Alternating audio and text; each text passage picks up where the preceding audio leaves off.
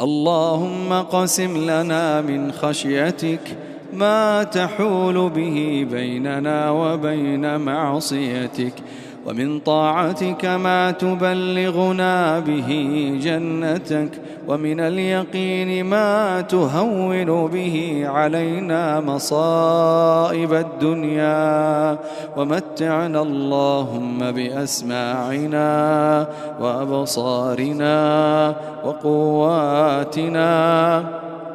أبدا ما أحييتنا، واجعلها الوارث منا، واجعل ثأرنا على من ظلمنا، وانصرنا على من عادانا، ولا تجعل مصيبتنا في ديننا، ولا تجعل الدنيا